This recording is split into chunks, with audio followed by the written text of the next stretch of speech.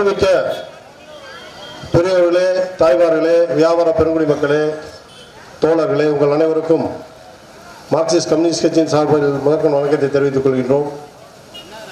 இன்றைய தினம் குளித்தலை வரலாற்றில் மார்க்சிஸ்ட் கம்யூனிஸ்ட் கட்சி தனது சொந்த கட்டிடத்தை திறந்திருக்கிறது.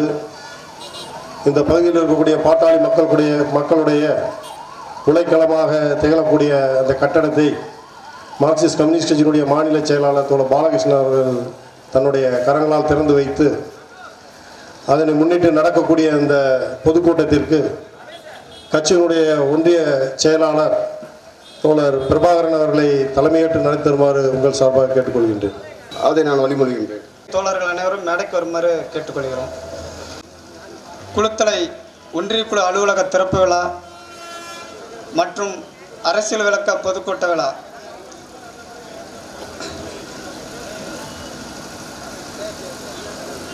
இந்த கரூர் மாவட்டத்தில் இந்த குளித்தலை கட்சி அலுவலகத்திற்காக உதவி செய்த குளித்தலை வர்த்தக பெருமக்களுக்கும் விவசாய பெருங்குடி மக்களுக்கும் மற்றும் உழைப்பாளி பொதுமக்களுக்கும் நன்றி கூறி இந்த குளித்தலை பகுதியில் மார்க்சிய கம்யூனிஸ்ட் கட்சி எண்ணற்ற மக்கள் நலன் கோரிக்கைகளை முன்னிறுத்தி பல போராட்டங்களை நடத்தியுள்ளது.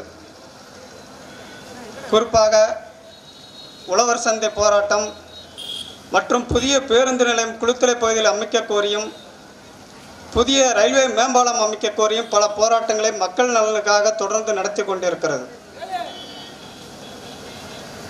அந்த கட்சியின் நலனுக்காகவும் வளர்ச்சிக்காகவும் இந்த கட்சிக்கு நிதி கொடுத்த அனைவருக்கும் மேலும் ஒருமுறை நன்றி கூறி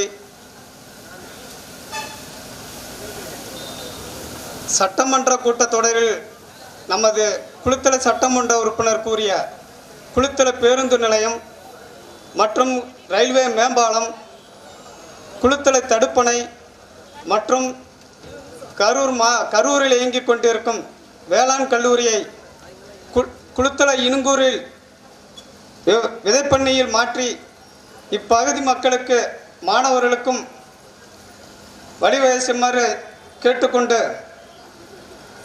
தோழர் முத்துச்செல்வன் அவர்களை வரவேற்புரையாற்ற அழைக்கிறேன்.